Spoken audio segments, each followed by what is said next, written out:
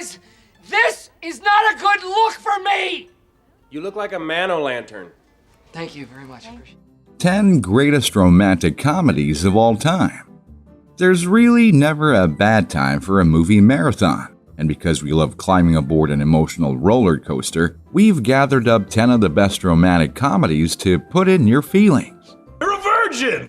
How can you go 40 years and not have sex? I just kind of stopped trying. Slip into your coziest pajamas, grab a relaxing weight blanket, pop some popcorn, and maybe pick up a bottle of wine and get ready to giggle, sniffle, and sigh along with your favorite stars as they remind us that chivalry isn't dead after all. And before you get so emotional, be sure to hit that like and subscribe button first and ring the notification bell to get only the freshest updates on trends with Best of 10s. Number 10. The 40-Year-Old Virgin, 2005. Judd Apatow's 2005 featured directorial debut, The 40-Year-Old Virgin, was a career turning point. The uproarious comedy, co-written by Apatow and star Steve Carell, though also heavily improvised, proved Apatow's unique ability to interweave original, laugh-out-loud humor with surprising sweetness. In addition to cementing Carell as a Hollywood star, the ensemble blazed a new comedy subgenre and launched Apatow as something of a Hollywood tastemaker, whose mere association with the project signaled that it would be funnier than most, and full of performers who should be on audiences' radars. Hey, you! Number 9. My Best Friend's Wedding, 1997.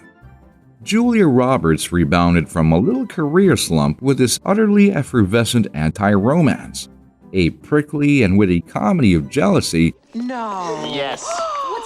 that finally let Roberts show the hard edge lurking behind her 1,000-watt smile. In P.J. Hogan's film, Dermot Mulroney is the perfect soft surface for Roberts to throw darts at, while Cameron Diaz is hateable and relatable in a committed performance that solidified her star. To come to our rehearsal, I insist you stay on. But it's Rupert Everett, playing one of the early rom-com gay besties, who nearly saunters off with the movie. My Best Friend's Wedding makes its most salient observation. Sometimes it's friendship, not romance, that rescues us and redeems us too. Marry me. Number 8. Sleepless in Seattle, 1993. Come for Nora Ephron's first hit as a director with this unlikely 1993 romantic comedy, which begins with Tom Hanks mourning the loss of his wife and mother and finds a second chance at love via a radio show, a homage to An Affair to Remember, and a manipulative 8-year-old played with aplomb by Ross Malinger. That his dad needs a new wife. And the shrinkette practically forces... Stay for young Gabby Hoffman and her precocious pre-iChat lingo, and Annie's or Meg Ryan's journalistic tenacity, which allows her to track down Mr. Sleepless in Seattle even in a pre-Google, pre-FB environment. The movie verges into stalker territory with Annie's willingness to cross the country in search of her true love. But Hanks is pitch perfect as the bereaved husband and doting father, and questionable elements or not, you'll still wind up rooting for the duo's long-awaited meet cute atop the Empire State Building.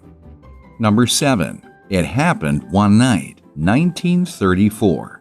A rom-com made in an era when the production code discouraged scenes of excessive passion. Shut up. You've got a name, haven't you? It Happened One Night captures love and even lust without a whole lot. An expertly displayed leg, an instantly iconic shirtless Clark Gable, and a road trip plot repeated endlessly in the decade since, but never quite matched. It Happened One Night holds up particularly well thanks to the chemistry between Gable and Claudette Colbert, who plays the heiress on the run, being hunted down by Gable's enterprising reporter. Their relationship is sparring and hilarious, and the two clearly perfectly matched in wits until it turns irrepressibly romantic, with Colbert's Ellie running away from her unwanted wedding to be with her hunky newspaperman. Number 6. Notting Hill, 1999. She was just a girl standing in front of a boy, asking him to love her. Except she was Julia Roberts, fresh off the success of My Best Friend's Wedding, and he was Hugh Grant, post Sense and Sensibility. Thought maybe it's not that bad after all. In other words, these were two beloved actors stretching some already toned muscles, and it showed. Notting Hill unfolds like a modern-day fairy tale, as a wildly famous actress falls in love with a humble shopkeeper. It checks all the boxes: the meet-cute, the wacky friends, the lovable stars with electric chemistry, and a skill for adorably awkward entanglements. Thanks to its stars, as well as the careful writing by Richard Curtis, who had made magic with Grant in 4 Weddings and a Funeral just a few years before, Notting Hill hits all the requisite notes just right. Number 5. Groundhog Day, 1993. Groundhog Day is the ultimate rom-com for curmudgeons who don't like rom-coms, the perfect salve for a hardened cynic's heart. After all, its hero is himself exquisitely sour.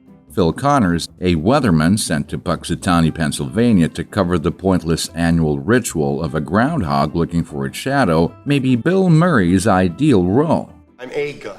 I'm not the god. Bored with life, he gets caught in a time loop in which he's repeatedly forced to relive the previous 24 hours. He gets to know the inhabitants of this tiny town, to learn kindness and curiosity.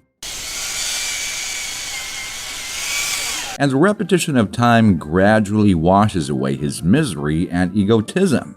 Phil spends a big chunk of the movie trying to figure out fraudulent ways to seduce Rita. But it's only when he stops trying to trick her into bed and has fun being with her that the romance clicks. Number 4. 10 Things I Hate About You, 1999. 10 Things is right on the line between teen movie and romantic comedy. But what elevates this film past high school drama is the mature performances from Julia Stiles and the late great Heath Ledger, who personifies the frustration of being over high school but too young for college in separate, equally winning ways. In a way, the incredibly juvenile premise is just there to be transcended, as sparks fly between two people who had long ago given up on this dumb school and, by extension, this dumb town. Joseph Gordon-Levitt, David Krumholtz, Susan May Pratt, and Larissa Oleynik round out the cast for an especially endearing view of high school power dynamics and the banal cruelties of teenage heartbreak. All that, plus a public display of affection on a football field. Number 3. Clueless, 1995. In adapting Jane Austen's Emma about a scheming matchmaker surprised by her own romance for mid-90s teenagehood, writer-director Amy Heckerling invented her own idiom. Baldwins, Monets, Cake Boys all swirl happily in the orbit of Cher Horowitz, a shallow Beverly Hills princess of hidden depth, played brilliantly by Alicia Silverstone in a generation-defining performance. Heckerling's world, which includes an adorable Paul Rudd as a just slightly problematic love interest, Hi, you just got here and already you're playing couch? is lively and silly, but also sharp. The movie's critique and veneration of teen culture may look quaint in this era of Instagram stars, but Clueless still stands sturdily in its platform sneakers as one of the best of the genre, of several genres in fact. Has there ever been a better teen comedy? As if. Number 2. You've Got Mail, 1998. You've Got Mail is the last of Nora Ephron's genre-defining romantic comedies. I'm putting you out of business. Arriving in theaters after When Harry Met Sally and Sleepless in Seattle, but before the new millennium. It's the second film Ephron made with Meg Ryan and Tom Hanks, who circle each other easily as sparring partners Kathleen Kelly and Joe Fox. They fall in love using technology that would eventually put both characters out of business if cameras kept rolling for another decade: the internet. Though a film about romance in the age of America Online was always going to be hopelessly dated, it was also the first rom-com to normalize the thrill of flirting via chat box with an anonymous stranger. is to never meet at all. We just email. It was the first rom-com to cast Dave Chappelle as a best friend, the first to use a dial-up modem as the opening credits song, and the first to playfully skewer how easy it is to catfish a potential mate. Number 1. When Harry Met Sally, 1989. It launched the rom-com career of the singular Nora Ephron. It established Meg Ryan as America's sweetheart, and it became the gold standard that Hollywood tried to emulate for the next decade. 1989's When Harry Met Sally, in all its talky, charming smartness, felt revelatory upon its release. Let's face it. Which brings us back to the early... And still resonates today primarily because it so thoroughly examines the central question posed at the beginning. Can men and women really just be friends?